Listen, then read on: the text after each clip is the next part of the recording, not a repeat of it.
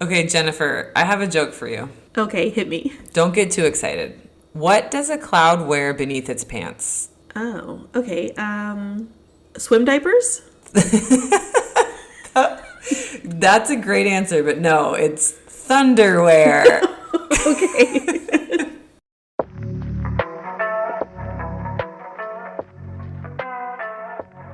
Welcome to MILF. I'm Courtney, And I'm Jennifer. and we are two moms into literary freedom.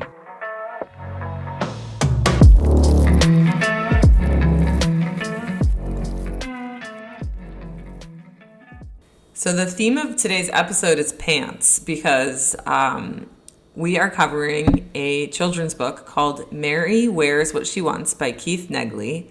And basically it's about her wanting to wear pants. Is that correct? Yes. Okay. So women couldn't wear pants up until relatively recently. So, I'm going to ask you a question, some trivia, some pants trivia. All right. All right, so be ready for this. But first, I will tell you, pants, the earliest known examples were dated back to around 3000 BC. So how does that work? How does time work? If 3000 BC and it's 2024, so is that like 5,000 years ago? You're asking the wrong person. Is that's that the how question that you're works. going to ask me? No, that's not my trivia I failed. question. That was a genuine, I don't understand how time works question.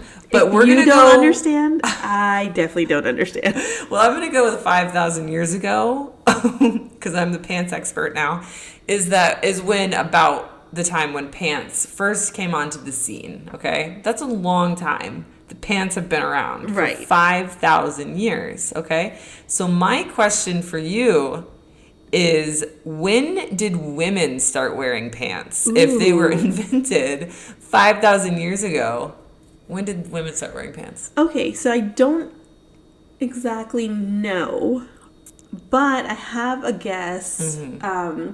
Because I do remember hearing that Mary Tyler Moore got a lot of hate for wearing pants on her show. Okay. Now, and that was in the 19 what? 70s, right? Sure. I think that's Okay.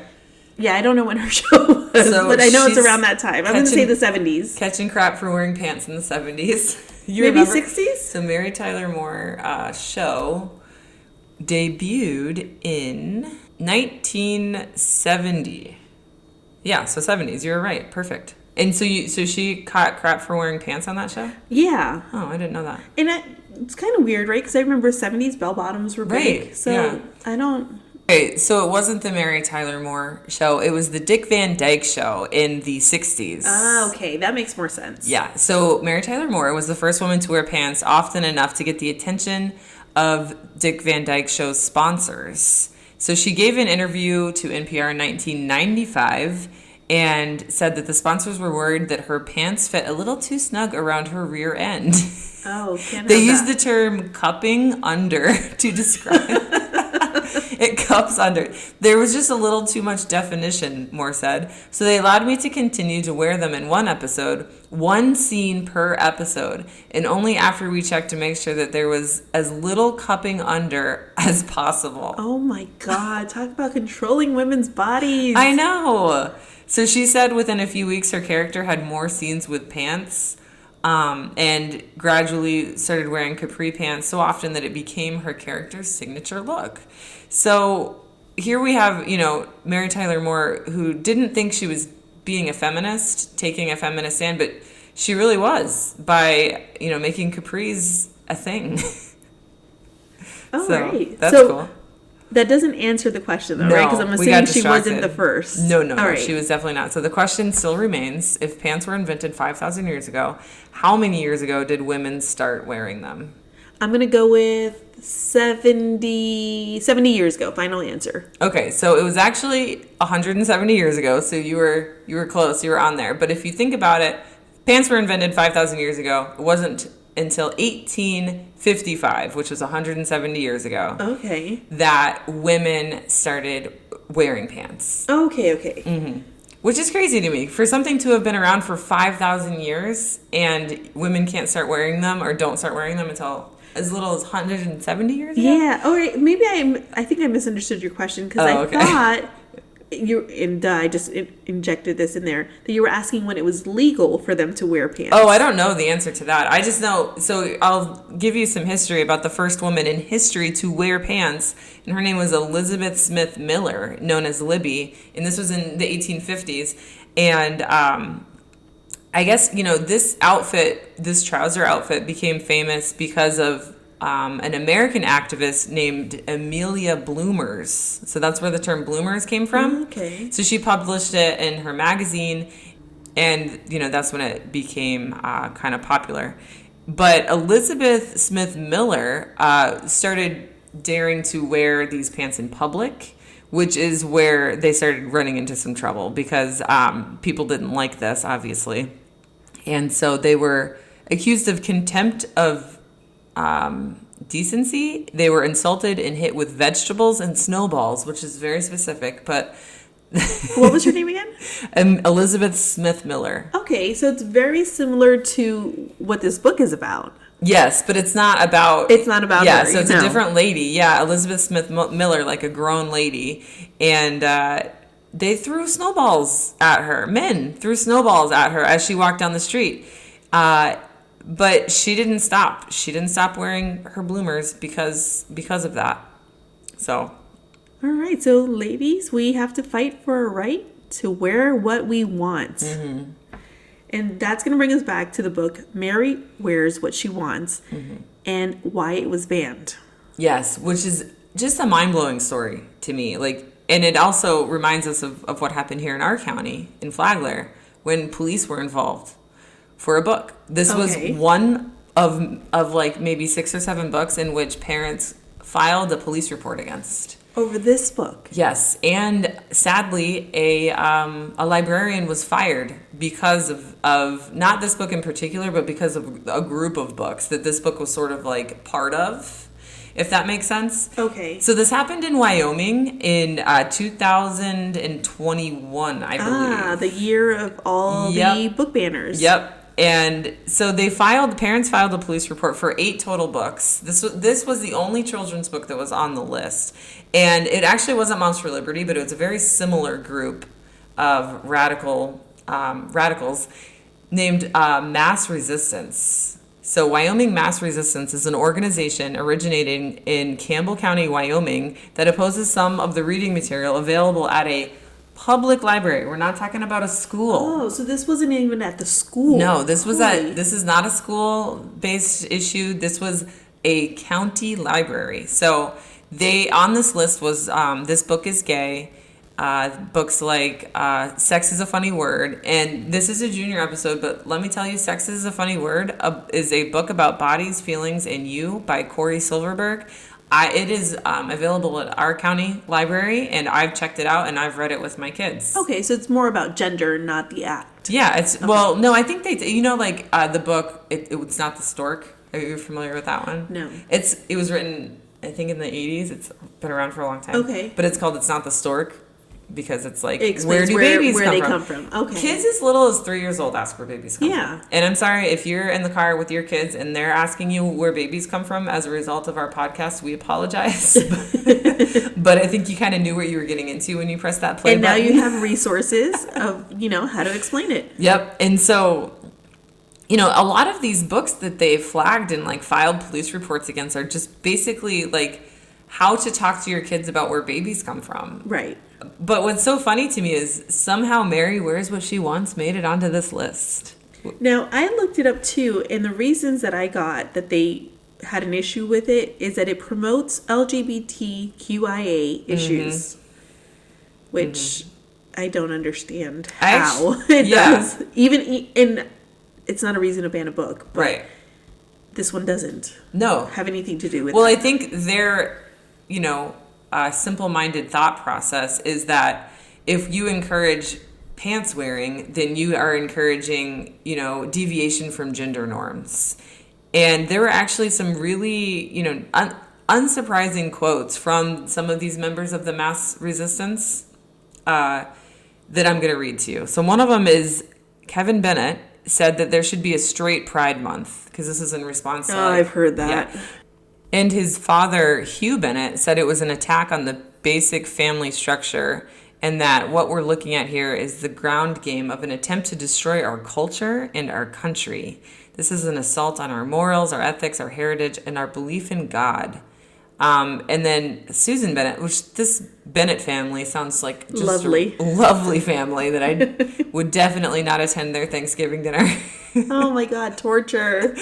But Susan Bennett compared being LGBTQ to kleptomania. So these are the people. Oh my God. These are the people behind these book bans. Yeah. And it's really sad because, one of the librarians ended up losing their job because of all of this, and it was like a really long lawsuit that just ended very poorly. It's really sad that these people keep getting a platform where they can express these ridiculous, backwards beliefs and affect people's lives, I don't think people realize just how much this trickles down and affects people. Yeah. I was at our SAC meeting the other day, and a teacher they're part of like the poetry writing or a writing club. Yeah. And so she's arranged to have the kids go to an event, and there's going to be authors there. They have a chance to have like one-on-one writing lessons with this author. Workshops? Like a workshop, Oh, yes. that's so cool. So cool, right? Awesome. And she was asking for funding to get the author's latest book so that the kids could each get a signed copy while they're there, right? Awesome experience. Mm-hmm. Do you think we were able to authorize that funding? No, because first we have to vet the book and make sure it's okay for them to do that. Yeah, that's awful. Because some parent that Making isn't one of these kids. Hard Yes. to have access to books and, meaningful literary events that would encourage students to become writers. Right. Nope. We don't want them to become writers. And I'm talking about these are kids whose parents are obviously giving them permission to go, who could easily be like, yeah, here, I don't mind them having the book. But they were just like, no, this is too complicated, so we can't do it. No. Yeah. We have to wait until they get approval from the state on whether they can get this book. Because some parent might have an issue with it. Not one of these kids' parents, some other parent. But it shouldn't matter because it's not your kid. But on that note, I wonder how that will be affected in the future, something like that, now that Florida is allowed to say gay without legal repercussions. That's a good point. Because not that we never stopped saying gay, we always say gay. But now you can legally say gay. Right. Because the lawsuit, right? Yeah. Was that a PEN America law? No, was that equality or which law? Like who? I'm not sure who started that. I just know that thanks to them, we didn't get rid of the law, but we got clarification. So the law was very vague. And so everyone was just doing more than they had to, essentially, because they were afraid that, because the law is so vague, they could get fired, arrested, who knows what, right?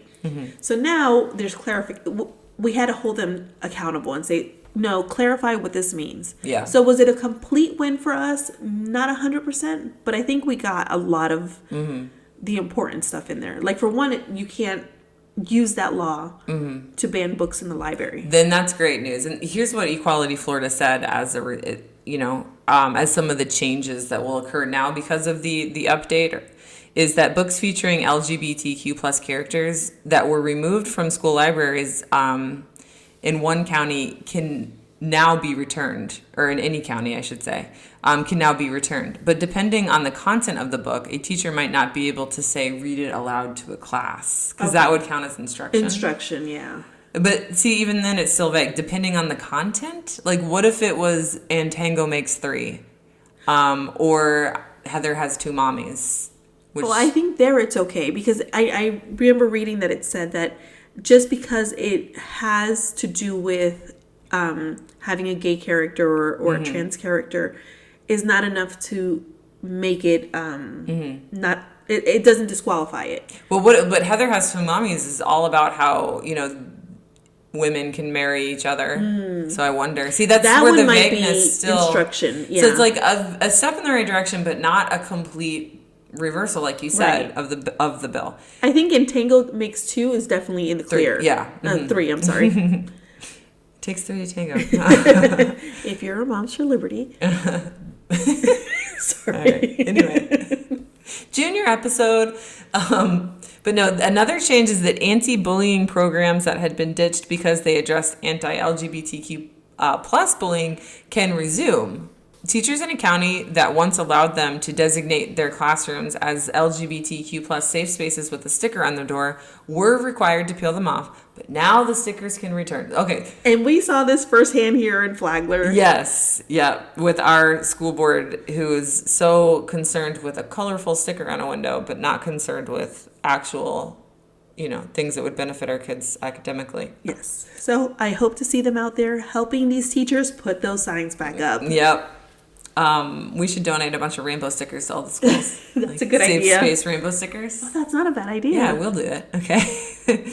One valedictorian was forced to censor a commencement speech in which he mentioned he was gay. I heard about that. No. But that kind of censorship under this change in the law will no longer be allowed. You didn't hear about that? Oh, no, I did. Okay, Yeah. I remember this. Yes. Yeah. So stuff like that won't be allowed. What else? After school gay straight alliance meetings were canceled or went underground because of this law. Yes. But now teachers don't have to worry about being punished for holding a gay straight alliance meeting. So that's great. And teachers can use their preferred pronouns now, right? Yes. And they can, they can discuss Say, "This their is families. my wife." Yeah. Here's they a don't have picture. to take down their pictures Yep. of their wife or husband or significant Small other. victories, but still victories. And then here's another one. Before the change in the law, lawyers advised teachers in one county that they shouldn't talk with students about LGBTQ issues because of this law.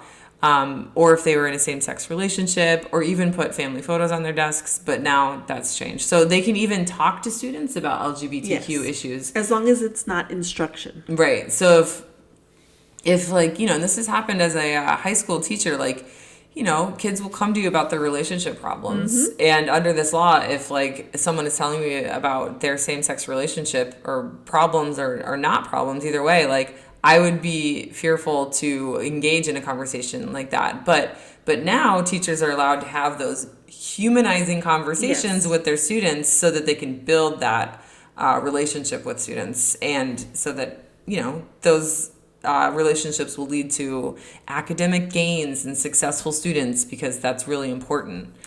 So. My daughter has a teacher. It's her first period, right? And she says there's always kids in the class, before class starts. Mm-hmm.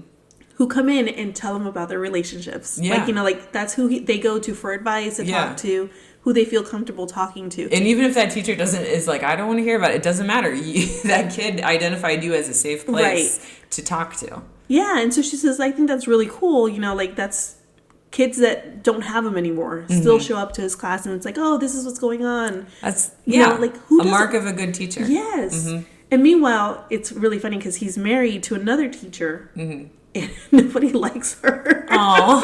Because apparently she's really strict, so they're polar opposites. Oh gosh. So, but it's just she's always bringing that up, the dynamic of the husband and the wife being so different. Mm-hmm. And I don't know, who doesn't want a teacher like that in their school? Right. Yeah, you want those teachers that students feel confident to confide in, so that what's going on at home and you can help them if there's something, Right. And that's sort of something that's been ignored by people that are for laws like this in the Parental Rights and Protection Act. And no one's saying that parents shouldn't have rights, but there are some pretty bad parents out there. Right. And maybe, if a teacher knew that there's something going on at home and could help that student, then they could make a world of difference for that student. Just this week, I've heard so many horror stories of parents. And obviously, this is not the episode to discuss those, but you can imagine what's been on the news lately. As a teacher myself, I've seen it, and it's important. The bottom line is it's important for students to have a safe place at school where they know they can confide in someone if they're in trouble. That's the bottom line. But going back to the librarian in Wyoming, her name is Terry Leslie, and she worked and again, this is not a school library, this is a county library. She worked there for 27 years. 11 of those years, she was the executive director. And so the whole thing that happened in 2021 during Pride Month, she posted some like LGBTQ books or something. Which is very normal for libraries. And so that got everyone to get their pitchforks out and decided and this was, like you said, 2021, the beginning of all of this nonsense. She said it resulted in an unexpected series of events where people were angry at public meetings, and just sort of taking their anger, their misguided and misdirected anger out on these books that are not harmful in any way, especially at a public library where you go to get that kind of information, or to get any information for that matter. But anyway, it turned into the board of trustees for the library having to, investigate this librarian. And then over time, the board of trustees, which originally supported Terry, it changed. Yeah. So I wonder if they got new board members. They did. Because I've seen a lot where that happened. These, extreme radicals infiltrate. Yep. So 4 new board members were appointed the following year, and they voted to terminate her at a public meeting in July of 2023, so 2 years later. Leslie spoke just before the vote, knowing exactly what was coming, and here's what she said.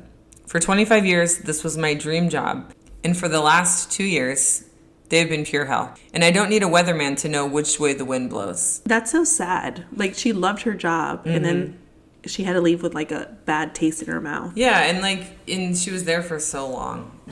So she has since filed a complaint against the library board with the U.S. Equal Employment Opportunity Commission, and her attorney says that the board actions were not appropriate. So I guess we'll see, if anything happens, but the lawyer did say it was unlawful. It's against the Constitution. The problem is that no one is thinking about the constitutionality of the actions that are being taken during these campaigns to suppress speech. So to make a long story short, this librarian lost her job indirectly because of this book, Mary Wears What She Wants. So let's find out what was so bad about this book. It's a short book, so we're going to read the whole thing to you. Let you decide. So the book is Mary Wears What She Wants by Keith Negley. Thank you. Who illustrated and wrote it. So it opens up in the first 2 pages is boys' clothes, a boy's outfit on one side and a girl's outfit on the other side with the title Boys' Clothes, Girls' Clothes. So you get an idea of where this is going. And it says... Once upon a time, but not too long ago, girls weren't allowed to wear pants. Can you imagine? The only thing girls could wear were uncomfortable dresses, heavy and hot and hard to breathe in dresses, tied too tight and can't bend over dresses. It's the way things have always been, and the way things will always be, they said, and no one thought it should be any different. Actually, that last part isn't entirely true. Mary thought it should be different, and she had an idea. She's holding up a pair of pants. That's her idea? That's her idea. Got it. So a great idea. Mary liked it so much, she went into town to show everyone. Now she's wearing these pants. Okay. It was kind of a big deal. And you see all the townspeople like pointing at her, but they don't look happy. Do they throw snowballs? And not everyone liked it. You're going to regret wearing pants, Mary Walker, they all said. No, I won't, Mary said back. And they're throwing what looks like rocks at her, which is kind of aggressive. That's worse than snowballs. So she's now home, and you see the dad waiting for her. She looks really sad. And it says, but she kind of did. Mary didn't understand why everyone cared so much about what she wore. They'd never seen a girl wearing pants before, said her father. Sometimes people get scared of what they don't understand. So I should go back to wearing dresses, asked Mary. I didn't say that, said her dad. Oh, what a good dad. That night, Mary didn't get a wink of sleep. The next morning, Mary decided she didn't like being told what to wear. Pants were just plain better in all sorts of ways, and she left for school. As she left for school, she discovered she could even walk faster in pants, which Mary really appreciated, and it shows her out walking the angry mob of neighbors. Oh, okay, I get it. But when Mary got to school, it was more of the same. She started to worry this was how things were going to be from now on. Outside of her school is a bunch of protesters with signs. No pants. Real girls wear dresses. Dresses forever. Boo. I'd like to go to school, please, said Mary. But you're wearing boys' clothes, they all said. Brave little girl. I'm not wearing boys' clothes, said Mary. I'm wearing my clothes. Now, if you'll excuse me, please, I'm late for school. And she's pointing at them. She walks past them, and with this, she pushed through the door and went inside, prepared for even more of the same. Ooh, I bet there's a twist. Except it wasn't the same at all, and she's got a shocked look on her face. Ooh, I knew there was a twist. And it was never the same again. And the picture shows all the students wearing pants, including Aww. the girls and the boys. I got the goosebumps. She's a trendsetter. She's a trendsetter. And then the last 2 pages are, again, the boys' outfit, the girls' outfit. But boys and girls is crossed out, and it just says clothes. Oh, that's their problem. Because Yes. it could encourage boys to wear dresses. I guess so, Yeah, that's what they're worried about. Well, that was a super cute book, and it was actually based on a real person. Yes. Who we're going to tell you Mary about. Walker is a real-life I can't say that. Rebel. She is a real-life rebel. Her name is Dr. Mary Edwards Walker, and she was an American feminist, suffragist, suspected spy, which I didn't know, prisoner of war, and surgeon. She remains the only woman ever to receive the Medal of Honor, which she was awarded for her service during the Civil War. As a child, she often, was helping on the farm and often wore trousers and shirts because they were more comfortable. But she was a nonconformist throughout her whole life. She was raised in Oswego, New York by her progressive parents, which we saw in the book with her dad, and her 6 brothers and sisters, where they were raised to question everything and be free thinkers. Yeah. She graduated with a doctorate of medicine degree from Syracuse Medical College in 1855. So yeah, she's like a pretty awesome role model. Yeah. And when she got married to her fellow medical student, Albert Miller, she refused to agree to say obey Albert in her wedding vows. No way. She kept her last name Good for her. and wore a short skirt and trousers instead of a traditional wedding dress. Oh, I love it. They did later divorce. Oh, who saw that coming? He wasn't ready for it. Yeah, no, he wasn't ready. And apparently he was not being very faithful. And she is not the type of woman who would put up with that. She's not going to put up with that. Good for her. Let's see. She was always strongly opposed to traditional women's dress.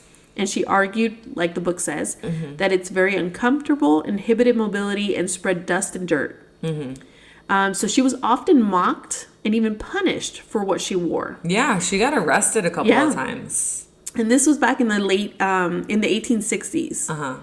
And so they arrested her several times because they thought she was lesbian or cross-dressing. Because she was, and even if she was, obviously it's not a reason to arrest someone. No. But, so they weren't like, this is just a woman who wears pants. This must be like an abomination. Right.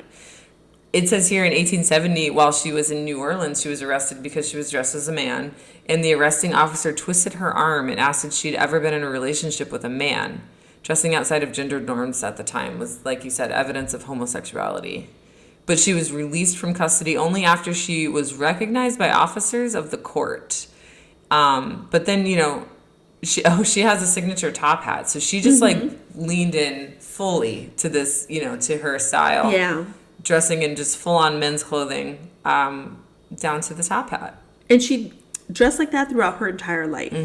So she passed away in 1918, I believe. Okay. And like you said, she was given the Medal of Honor. She was the first woman to receive the Medal of Honor. Yes. And because of something that happened not relating to how she dressed, she was stripped of her medal. Oh, no. In 1916. Huh. She refused to return the medal, though, and continued to wear it. So she's just like, you're not taking it from me. So they say it didn't have anything to do with her dress, but I'm sure it did. No, it actually didn't. What happened was she never actually joined the military. Oh, well. So they gave it to her as like an honorary because of all the work she did. And so then they took it away from about like 50 people. Oh, so, okay. It was reinstated to her in 1977. Oh, posthumously? Yeah. Okay. She remains the only woman to receive the Medal of Honor, which she said. Dr. Walker spent the remainder of her life advancing the cause of women's rights. Because she couldn't vote, right? So this was, she tried to vote in 1871, but she was denied. So she made a lot of difference. In her later years, Dr. Walker opened her home to those who were also ostracized, harassed, and arrested for not conforming to traditional ideas of how people should dress. Dr. Mary Walker died at her home on February 21st, 1919, so I was wrong about the date. Close, very close. She was buried in a black suit at Rural Cemetery in Oswego, New York. Good. I mean, at least she was buried the way that she wanted to be. She was authentic and true to herself. And she was not afraid to stand up for her rights or to go to jail for them. Right. A perfect example to elevate in Women's History Month. Yeah. And I'd never heard of her before, and that bums me out. Yes. You know, and I bought the book, so I'm going to read it to my kids, and they're going to know who she is. But, like, you know, like, we should be hearing more about people like this. Yeah, she's an extraordinary woman. I mean, you know, when you went into our local school library and saw the women's history books, right, on display. They did a display, right? Yes, they did. This wasn't one of the books on display. No. But, like, and my point is, it's always the same women. Yes. It's like the same 5 rotating women that are like, yeah, cool, they did cool things. But, like, there's more than just, like, 5 women that did cool things. And, like, you know, we should be talking about them and not banning these books and buying more copies of these books. And instead we're doing the opposite. Yeah, I feel like, and it doesn't just happen with women. We see this with all minorities. You know, it's always the same handful of people that get elevated, which is important to know about them. Obviously, we don't want to stop hearing about them, but we want to hear about other stories. Quote approved, you know, minority figures. That, you know, it's like, oh, we don't want kids getting too many ideas about like all the radical people in the past, because we don't, you know, really they just want to subdue these students because they know that what's going to happen. We're seeing it with Gen X. Yeah. You know, it's the generation that, you know, we're going to find out because of, you know, their bravery, and they're not afraid to be called radical because they know they're not doing radical things, but they're standing up for what they believe in, and they're not going to be quiet about it. And I think, you know, a lot of the other generations see that. There's the latest generation is called Generation Alpha, right? Oh, I don't know. And someone's quoted on has labeled them Generation Alpha Honey Badgers. Oh. Because, you know, of the honey badgers don't give thinking trend or soundbite. Okay. I love just that. Because they don't care. They say, you know, they're empathetic. Yeah. But they will fight you. They're the generation that like actually experience social emotional learning in the classroom. So they're like, I know how to express my feelings in a effective way, and I know, you know, what's right and what's wrong, and I know how to get things done, and I'm going to get things done. Yeah, and you're not going to stop me. Yeah. Good luck. I love it. So. And, you know, and people were like that in other generations, such as Mary, but, you know, they were subdued. And we've seen that in history time and time again, and we just don't want history to repeat itself. Right. Basically, we have now a generation of Marys. Yes, exactly. Instead of just one Mary. Yeah. I love that. That's great. Well, I guess, you know, we should end on a high note, right? Yeah. Do we have anything else we want to talk about? Oh, we have a new series coming out. Yes. It's called Strong Women Exposing Powerful Men. That's it. Be on the lookout for that trailer. It'll explain it a little bit better than what we just did right here. But the point is, exclusive new content for you. So be on the lookout for that. And don't ban books. Ban bigots. This episode has been engineered and mixed by your hosts, Jennifer Mendoza and Courtney Green. Thanks for listening, and be sure to follow us at MILF for Books. That's MILF, the number 4, Books, on TikTok, Instagram, Threads, and X or Twitter or whatever you want to call it. And don't forget to help the show by rating us wherever you get your podcasts.